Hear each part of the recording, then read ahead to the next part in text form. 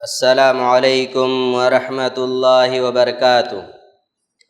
الحمد للہ رب العالمین والصلاة والسلام علی رسولہ الکریم، اما بعد فاعوذ باللہ من الشیطان الرجیم، بسم اللہ الرحمن الرحیم۔ محمد رسول اللہ والذین معه اشداء علی الکفار رحماء بینہم تراہم رکعا سجدا یبتغون فضلا من اللہ ورضوانا سیماہم فی وجوہہم من اثر السجود۔ سورۃ الفتح آیت نمبر 29۔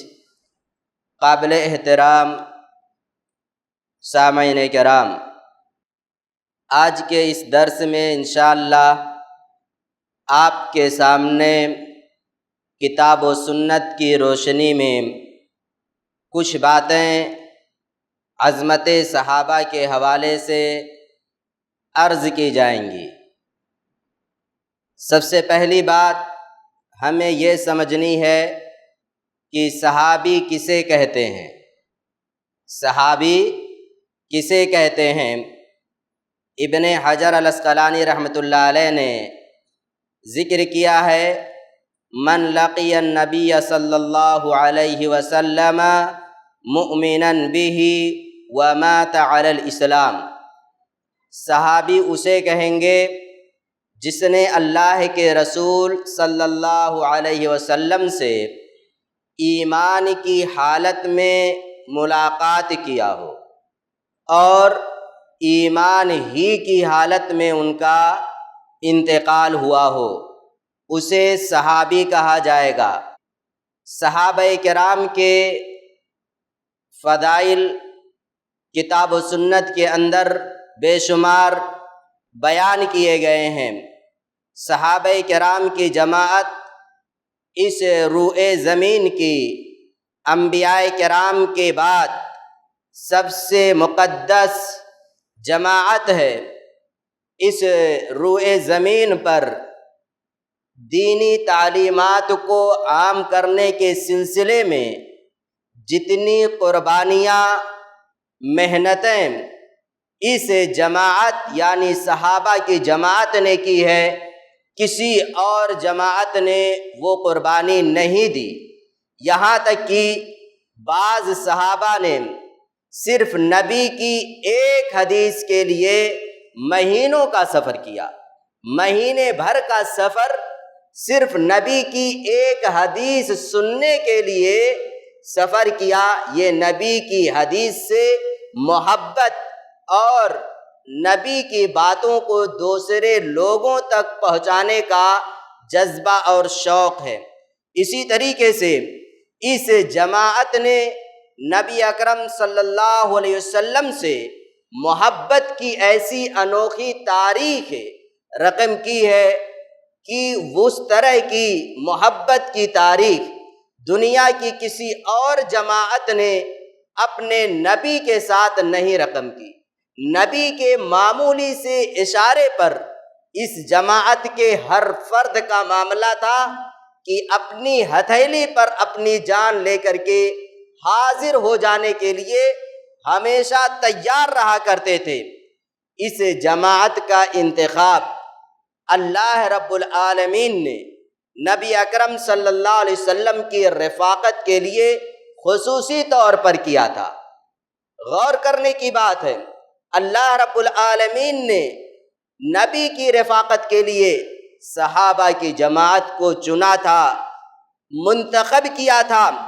اسی طریقے سے اس جماعت کے اندر جو ایمانی غیرت اور عقائد کی اصلاح اور نبی سے محبت، زہد و تقوی، سچائی، اخوت، ایمانداری، پاکیزگی اور ایسے ہی اخوت و بھائی چارگی کی جو چیزیں ان کے اندر موجود تھیں، وہ بعد میں آنے والے کسی بھی جماعت میں وہ چیز آپ کو نہیں ملے گی۔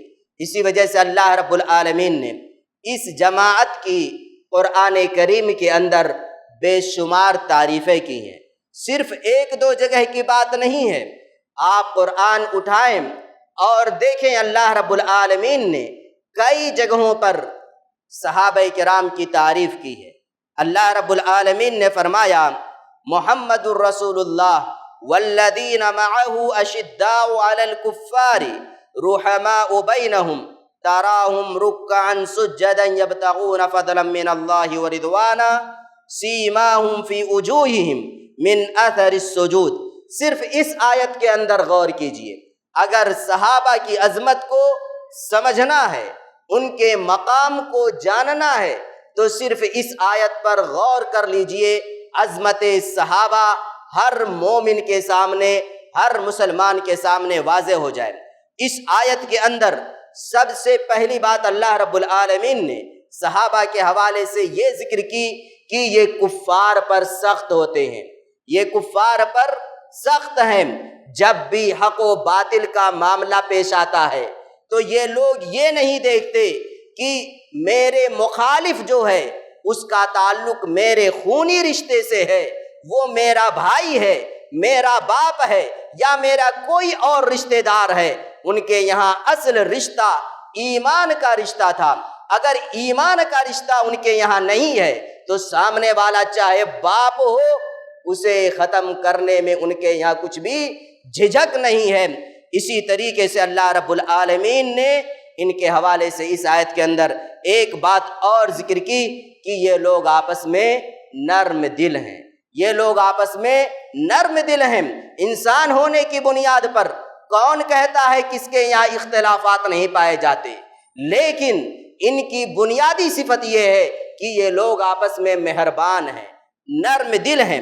ایسے ہی اللہ رب العالمین نے اس آیت کے اندر ایک بات اور ذکر کی ہے، اور وہ یہ ہے جب بھی آپ انہیں دیکھیں گے، ان کی عبادتوں کا معاملہ یہ ہے، رب سے ان کا تعلق اتنا ٹھوس ہے کہ جب بھی آپ ان کو دیکھیں گے رکوع کی حالت میں پائیں گے، سجدے کی حالت میں پائیں گے۔ آپ سوچیں کہ یہ بات اس دنیا کا کوئی شخص نہیں کہہ رہا ہے، یہ بات رب العالمین کہہ رہا ہے صحابہ کے حوالے سے۔ جب آپ ان کو دیکھیں گے تو یہ رکوع کی حالت میں ہوں گے یا پھر سجدے کی حالت میں ہوں گے۔ اور آگے اللہ رب العالمین نے ان کے اخلاص کے حوالے سے کہا کہ ان کی یہ عبادتیں، ان کے یہ رکوع، ان کے یہ سجدے صرف رب کی رضا کے لیے ہوا کرتے ہیں، ریاکاری نہیں، دکھاوے کے لیے نہیں۔ ان کی یہ ساری عبادتیں صرف رب کی رضا کے لیے ہیں، ان کی ساری عبادتیں اخلاص میں ڈوبی ہوئی ہیں، گویا کہ ان کے اخلاص کی گواہی اللہ رب العالمین نے دی۔ اسی طریقے سے قرآن کریم کی ایک آیت ہے قُلِ الْحَمْدُ لِلَّهِ وَسَلَامٌ عَلَىٰ عِبَادِهِ الَّذِينَ اصْطَفَىٰ۔ ابن عباس رضی اللہ تعالیٰ عنہما کہتے ہیں کہ اس آیت میں استفاء سے مراد یعنی انتخاب کیا، چنا اللہ رب العالمین نے بندوں کو۔ ابن عباس رضی اللہ تعالیٰ عنہما کہتے ہیں کہ اس سے مراد ہم اصحاب محمد صلی اللہ علیہ وسلم ہیں۔ اس آیت میں اللہ رب العالمین نے جن بندوں کو چنا، انتخاب کیا، وہ صحابہ کرام کی مقدس جماعت ہے۔ اسی طریقے سے آپ دیکھیں قرآن کریم میں اللہ رب العالمین نے ان کے ایمان کو معیار ایمان قرار دیا۔ رب نے فرمایا فَإِنْ آمَنُوا بِمِثْلِ مَا آمَنْتُمْ فَقَدِ اهْتَدَوْا۔ اے دنیا کے انسانوں، اگر تم اس طریقے سے ایمان لے کر کے آ جاؤ جس طریقے سے یہ محمد کے ساتھی یعنی صحابہ کرام رضی اللہ عنہم اجمعین ایمان لے کر کے آ گئے تو ہدایت یافتہ ہو جاؤ گے۔ اللہ رب العالمین کہہ رہا ہے اس سے زیادہ عظمت کی بات اور کیا ہو سکتی ہے کہ رب کہے کہ ان کی طرح ایمان لے کر کے آ جاؤ تو ہدایت یافتہ ہو جاؤ گے، ان کی طرح ایمان لے کر کے آ جاؤ گے، دنیا میں بھی کامیاب ہو جاؤ گے اور آخرت میں بھی کامیاب ہو جاؤ گے۔ ایسے ہی آپ دیکھیں اللہ رب العالمین نے فرمایا رضی اللہ عنہم ورضوا عنہ۔ آپ غور کریں اور سوچیں، اللہ رب العالمین نے کہا کہ یہ جماعت وہ جماعت ہے جس جماعت سے اللہ راضی ہو گیا ہے۔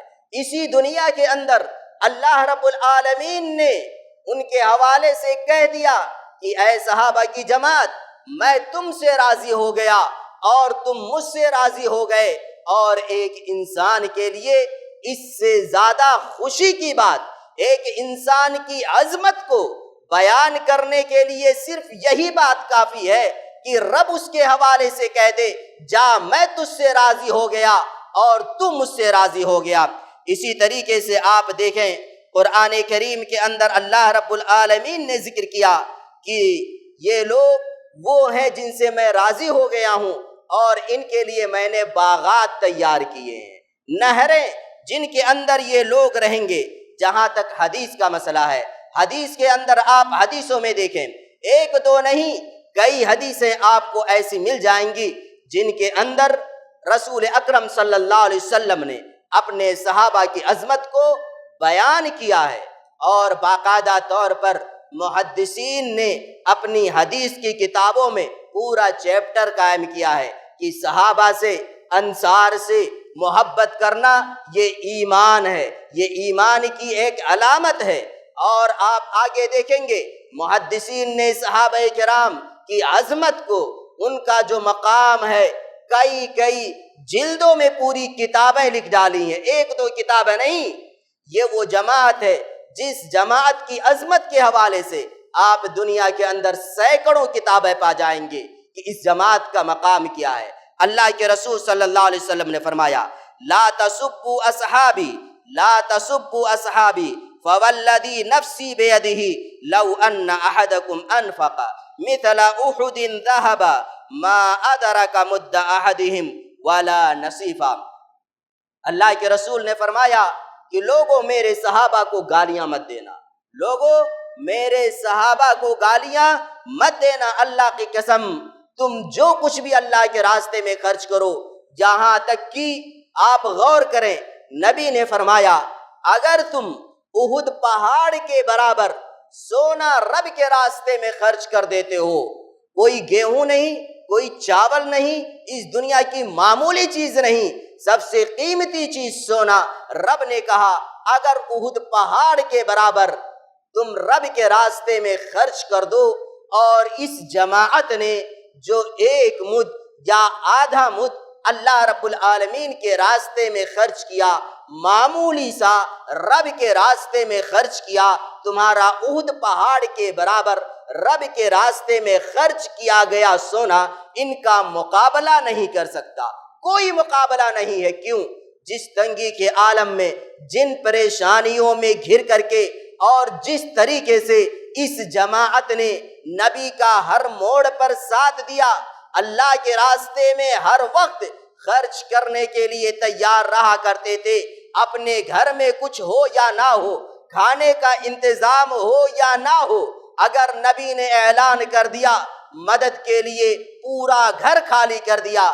آپ دیکھیں مشہور واقعہ ہے ابو بکر صدیق کا اور حضرت عمر بن خطاب کا۔ حضرت عمر بن خطاب کہا کرتے تھے ابو بکر صدیق مجھ سے نیکیوں میں آگے نکل جاتے ہیں، اللہ کے نبی نے اعلان کیا تعاون کے لیے، حضرت عمر نے کہا آج میں ابو بکر صدیق سے آگے نکل جاؤں گا۔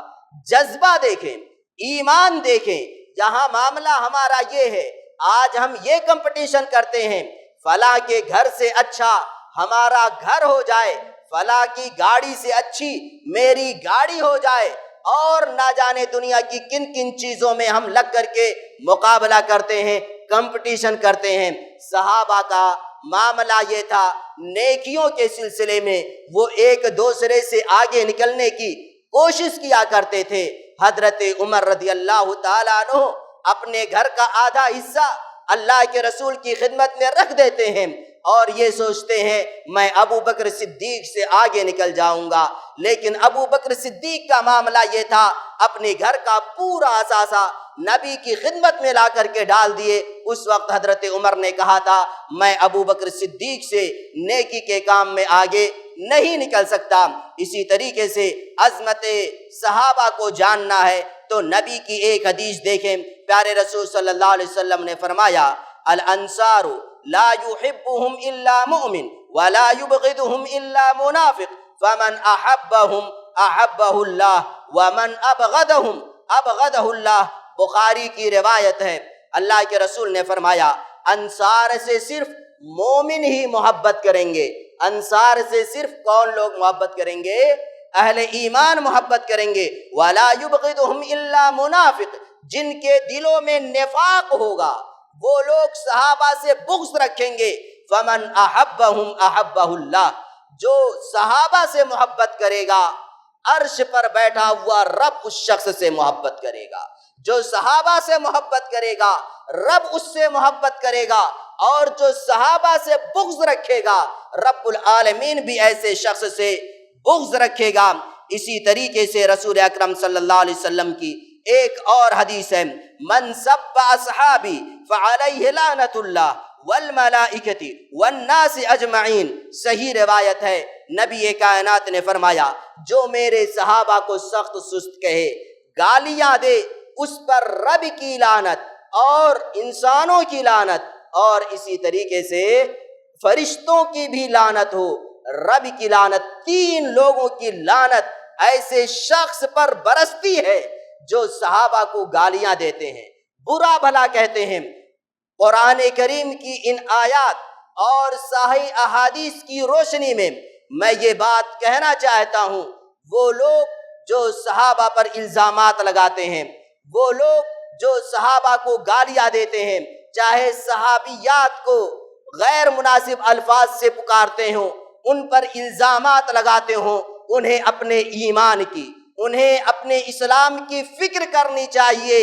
عین ممکن ہے کہ ان کا ایمان خطرے میں نہ پڑ جائے۔ کتاب و سنت کے یہ نصوص ہمیں واضح طور پر اس بات کا پیغام دیتے ہیں کہ معمولی سے معمولی صحابی کے لیے بھی اس دنیا کے کسی بھی انسان کے لیے، چاہے وہ اس دنیا کا کتنا عظیم اسکالر ہو، کتنا عظیم اپنے معاشرے کے اندر، اپنے قوم کے اندر ریسرچ کرنے والا شخص مانا کیوں نہ جاتا ہو، کسی کو بھی اس بات کی اجازت ہماری شریعت نہیں دیتی ہے کہ وہ کسی ادنا سے ادنا صحابی کے حوالے سے ایک جملہ تو دور کی بات، ایک ورڈ بھی غیر مناسب استعمال کر دے۔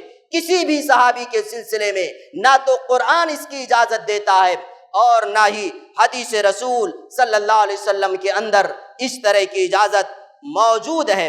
عظمت صحابہ کے حوالے سے اگر ہمیں کچھ اور باتیں جاننی ہیں تو آپ سمجھیں کہ اللہ کے رسول صلی اللہ علیہ وسلم نے جہاں اجتماعی طور پر صحابہ کی عظمت کو بیان کیا، وہیں آپ نے بعض صحابہ کے نام لے کر بھی ان کی عظمتوں کو بیان کیا، ان کے مقام کو واضح کیا، چاہے وہ ابو بکر صدیق رضی اللہ تعالیٰ عنہ ہوں، چاہے وہ حضرت عمر بن خطاب ہوں، چاہے وہ داماد رسول عثمان ابن عفان ہوں، چاہے وہ علی مرتضی ہوں، چاہے عبیدہ بن جراح ہوں، چاہے عمران بن حسین ہوں، صحابیات میں چاہے اماں عائشہ ہوں، چاہے خدیجۃ الکبریٰ ہوں رضی اللہ عنہن اجمعین اور عنہم اجمعین، ان تمام لوگوں کے نبی نے الگ الگ سے فضائل ذکر کیے۔ اور بعض وہ لوگ جو صحابہ کرام پر الزامات لگاتے ہیں یا ان کے حوالے سے بعض صحابہ پر غیر مناسب الفاظ استعمال کرتے ہیں، یاد رکھنا چاہیے انہیں ان میں سے وہ صحابہ بھی شامل ہوتے ہیں جن کا نبی کائنات نے نام لے کر کے کہا ہے کہ تو جنتی ہے، کہ تو جنتی ہے، تم جنت میں جاؤ گے۔ پھر بھلا جس کا نبی نام لے کر کے جنتی کہہ دے اس کے سلسلے میں ہمیں کون اجازت دیتا ہے؟ ہم کس طریقے سے ہمت کر لیتے ہیں کہ ان کے حوالے سے غیر مناسب الفاظ استعمال کریں؟ میرے بھائیو اور دوستو، دین کے حوالے سے صحابہ کرام کی بڑی عظیم قربانیاں ہیں۔ آخری بات ہے آپ کے سامنے عرض کر کے میں رخصت ہو جاؤں گا۔ آپ سمجھیں نبی کی ساری حدیثوں کی حفاظت کس جماعت نے کیا ہے؟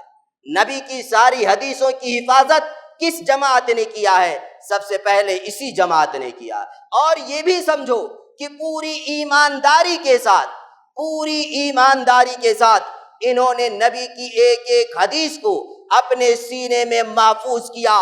اس کے بعد اس جماعت کے مختلف افراد دنیا کے مختلف کونوں میں پھیل گئے. کیوں؟ نبی کے پیغامات کو، دین کے پیغامات کو لوگوں تک عام کر دیا جائے. یہاں تک کہ 25 صحابہ کرام ہندوستان میں بھی تشریف لاتے ہیں. دین کی تبلیغ کی جائے، نبی کی حدیثوں کو عام کیا جائے. ابو ہریرہ رضی اللہ تعالیٰ عنہ کو لے لیجئے، 4 سال یا اس سے کچھ زائد نبی کی رفاقت نصیب ہوئی، لیکن انہوں نے حدیث کی جو خدمت کی، تاریخ کے اندر ایک عظیم باب ہے. محدث اسلام اور فقیہ اسلام ابو ہریرہ رضی اللہ تعالیٰ عنہ نے 4 سال تک مستقل نبی کی حدیثوں کو اپنے سینے میں محفوظ کیا. نہ بھوک دیکھے، نہ پیاس دیکھے، نہ تو اس دنیا کے کاروبار کو انہوں نے دیکھا. دل و جان سے حدیثوں کے حفظ کرنے میں لگ گئے اور حدیثوں کو روایت کیا، بیان کیا، لوگوں تک پہنچایا. اور صرف ان کی یہ ایمانی غیرت، نبی کی حدیثوں کو یاد کرنے کا شوق اور جذبہ صرف یہیں تک محدود نہیں تھا. آپ مالی اعتبار سے دیکھ لیجئے، مالی اعتبار سے اس جماعت نے نبی کی حدیثوں کو عام کرنے میں کوئی بھی ایسا کام نہیں ہو سکتا تھا جو صحیح اور درست ہو، اس جماعت نے نہ کیا ہو. نبی نے جب بھی اعلان کیا، یہ لوگ سب سے آگے رہا کرتے تھے. مثال کے طور پر آپ عبد الرحمن ابن عوف کو دیکھ لیجئے. دل کھول کر کے جب بھی نبی نے اعلان کیا دین کی تبلیغ کے لیے، کفار سے مقابلے کے لیے، اسلامی تعلیمات کو عام کرنے کے لیے آگے بڑھو، عبد الرحمن ابن عوف رضی اللہ تعالیٰ عنہ آگے بڑھے. آپ دیکھیں عثمان ابن عفان رضی اللہ تعالیٰ عنہ کو جب بھی موقع آیا نبی نے اعلان کیا. جب کسی کے پاس کچھ نہیں ہوتا تھا، یہ عثمان آگے بڑھ کر کے، چاہے گھوڑے کا مسئلہ ہو، اونٹ کا مسئلہ ہو، کھانے پینے کا مسئلہ ہو، اسلحوں کا مسئلہ ہو، یہ عثمان ابن عفان سب سے آگے ہوتے تھے. رب کے راستے میں خرچ کرتے تھے. خلاصے گفتگو یہ ہے کہ عظمت صحابہ کو اگر ہمیں جاننا ہے تو قرآن پڑھیے، عظمت صحابہ کو ہمیں جاننا ہے تو حدیث کی کتابوں کا مطالعہ کیجئے، اور اسی طریقے سے اپنے عقیدے کو، اپنے ایمان کی اصلاح کرنے کے بعد یہ اپنے ذہن میں محفوظ رکھ لیجئے کہ کسی بھی صحابی کے حوالے سے معمولی سا معمولی غیر مناسب لفظ استعمال کرنا، یہ اپنے ایمان کو، اپنے دین کو خطرے میں ڈالنے کے علاوہ کچھ بھی نہیں ہے. اللہ رب العالمین سے دعا ہے، الہ العالمین تو ہم تمام لوگوں کو عظمت صحابہ سمجھنے کی توفیق دے. الہ العالمین ہم تمام لوگوں کے دلوں میں صحابہ کرام کی محبت پیدا کر دے. آمین. والسلام علیکم ورحمۃ اللہ وبرکاتہ. ایسے ہی فائدہ مند اسلامک ویڈیوز دیکھنے اور منہج سلف پر کتاب و سنت کی تعلیمات کو عام کرنے میں ہمارا تعاون کریں تاکہ آپ کے لیے ذریعہ نجات، جنت کے حصول کا سبب، ساتھ ہی مال میں برکت و اضافے کا ذریعہ بھی بنے. آمین. جزاک اللہ خیرن.